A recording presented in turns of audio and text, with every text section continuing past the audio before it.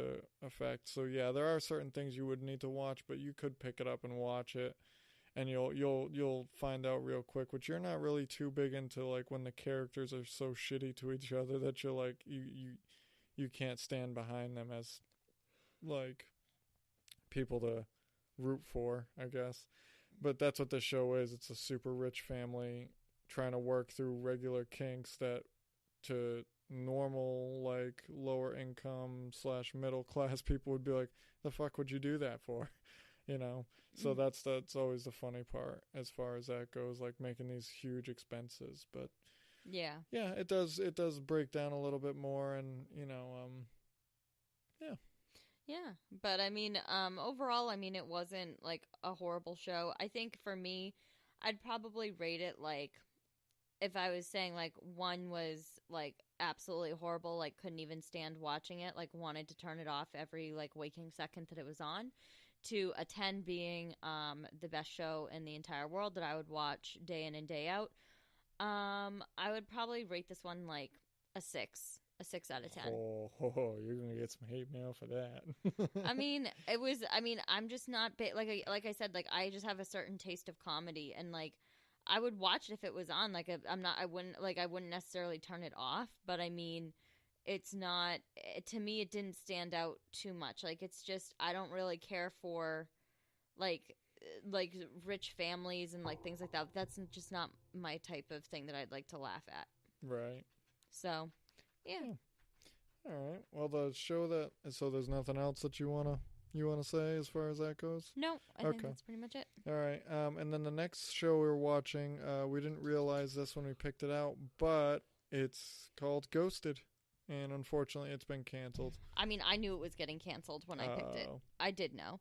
I did know it was getting canceled, but I still wanted you to watch it because it's still a funny show, and it's very much like it reminds me a lot of X-Files. And they were, just trying to like reboot that. So yeah, but it is what it is. Anyway, yeah. So I watched Ghosted, and it stars Adam Scott and Craig Robinson as two.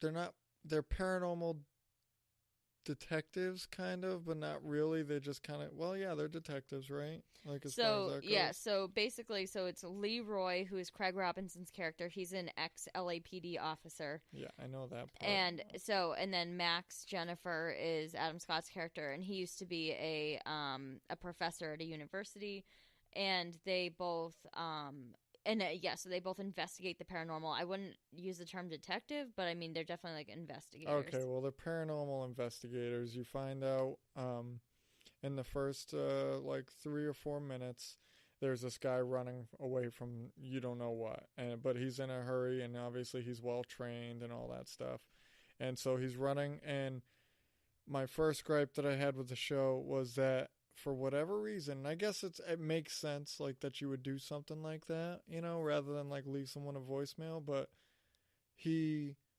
does, like, a FaceTime with his bosses, and is like, I forget the guy's name, but he's like, this is Agent whatever, and I'm being pursued by this, and then it does, like, this, he gets sucked into some type of portal or something like that, gets pulled back. So you're left with like, oh shit, something's going on, and then the next thing you know, you meet Max inside a bookstore, and he's talking to this lady, and it's like a Barnes and Noble or something like something like that, and he's like, he's explaining to this woman why she should get this different economics book, or was it like it was some type of book he was trying to explain to her, and he very quickly admits to her that his wife got abducted by aliens, which scares her off and eventually makes him lose his job because he's terrorizing the customers with this story, which is like, why would you bring that up to someone random? But I guess if, your girlfriend got abducted by aliens, that's how you would be handling it. But also, I mean, it's not like he really wanted to be working at the bookstore anyway, because he's an ex-professor. Yeah. And so he lost his job being a professor for different reasons. So, I mean, yeah, I think he just was going through a rough patch. Yeah, he's definitely one of those nerdy type of people who can't read situations or something like that. And then the next person you see would be Craig Robinson's character Leroy, who, like Sarah Beth was mentioned earlier, is a ex-LA police detective, and he's out to like a birthday lunch type of thing with what you might think is like his wife and son, but you find out quickly that it's like his ex-partner who was killed on the job, and he feels like it's his fault. It's his ex-partner's family, and it's a pretty funny interaction between him and his, like, I guess godson, would you say? Is that what they end up being, or something like just his partner's son? They're sitting there, and he gets him this book that's like studying for the SATs, and the partner's son is like, man, what the hell? I'm in high school. I'm in middle school. Why would you get these? Like, you need to study. And, he starts coming off like a hard ass. And then the mom gets up to go leave to go to the bathroom. He's like, why? He's like, really? You're going to give me this book? She's like, open to page like 76, dumbass, or something. Like, and when he does, he picks out this like video game, and the kid gets all excited, and you can see that there's like a relationship built in between those two, because obviously it's his like partner's son, so he wants to take care of him. But that was a funny interaction. It kind of built up the story and his backstory a little bit right there in that little exchange. He's then well, I didn't mention this about Max. Max gets injected with shit that makes him go to sleep or whatever, and then Leroy is also taken out in a supply closet type of thing. And it's like, how do they get these guys out of the mall, passed out? Like, first of all, Craig Robinson's like 6'6", and he weighs 235 pounds. He definitely weighs closer to 300. Okay, he's a big guy. Whatever, you don't know him. Anyway, he how would you get that through a fucking mall? Like, without people seeing. Yeah, I don't know, but he's a big guy. Yeah. I mean, obviously you can't spend too long picking apart like the logistics of things, but you would think somebody would have saw them haul this huge ass body out of the mall, So then the next scene, you see them both kind of sitting in the back of this car, and they're both like handcuffed or whatever, and very quickly they get ushered into this place, which is called the Bureau Underground. The Bureau Underground, which who in the fuck came up with some of these names? Because it's underground. It's like underground. Like, they go. It's in a like, I don't even know if you see it in the first episode, but in this, definitely in the other episodes, they reference it. Like, the store that it's above. There's a like hanger store. So the cover is that they work at like a place that sells hangers, and then you take like an elevator and they go downstairs, and they're in like the underground. Like, there's no windows or anything. And the Bureau, I'm assuming, is like the FBI. So I'm assuming it's considered like, hence the Bureau Underground. Yeah, Bureau Under. So the initials for it would be BU. Okay. Mm-hmm.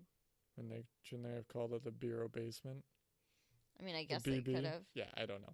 Anyway, so yeah, there's a little things that I had a tough time being like, where it seemed like it was trying to be a little too serious, when it's like, oh, the Bureau Underground, and the hard ass cop, ex-Air Force lady, who is like, we need you to investigate, and you both have skills that will help further finding us the agent that disappeared in the beginning.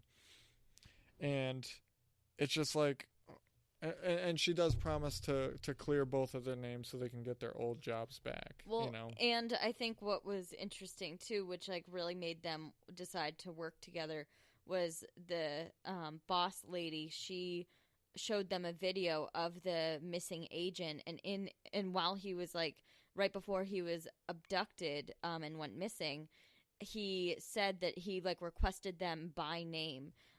Like saying like Max, Jennifer, and Leroy, and like said that he wanted them because they knew how to find him. How did he know that they knew how to find him?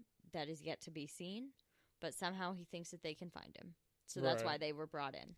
Well, and his Max's like theory on relativity and the multiverse and stuff like that which, you know, we can get into. There's multiple realities type of thing.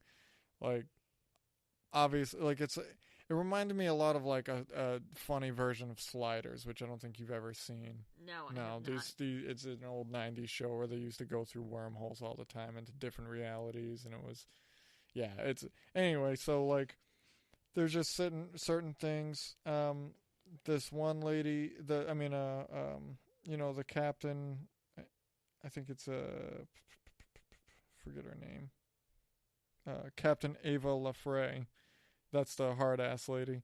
She just is like, yeah, no, we need you guys to help out, and maybe you'll figure it out, and then she just lets them go, and it's like, well, how do you know they're not gonna, oh yeah, that's right, they'll just deny it and make it so that you look insane and all that stuff, so, like, I mean, I guess they do a good job at backing it up on why they wouldn't just go running out of that place and tell everybody about them, so, right, yeah. Right. So, they then have to go and investigate this power plant, or is it a nuclear power? It's some like nuclear power. It's a plant, right? And so they go there, and right off the bat, Leroy and Max, like, they're like having a good cop, bad cop type of like drive over there, where Leroy's trying to stay quiet and not talk about their feelings, and then Max is trying to open up to him. And it's just like, it's a yin and a yang type of situation. And what ends up happening is Leroy handcuffs Max and to the steering wheel, so he doesn't have to go in, so he can just get this job done and over with, and he doesn't have to worry about somebody else getting hurt. But then when he leaves Max there, like, the cop car that Max is in starts to get sucked up into a spaceship type of thing, or you don't really know what it is. Like by a beam of light. Yeah, by a beam of light. He starts to get sucked up, and then, you know, it drops off, and Leroy comes back and is like, oh, I forgot my Fitbit, and then lets him get, you know, he's like, you didn't just see that? You need to take me with you, and Leroy lets him come with him, right? Yeah. So that's how they end up going in there, and then when they go in there, they see this guy walking around that's like, I don't know, he's super, super sketchy or whatever. He's like this big fat plant worker type of thing.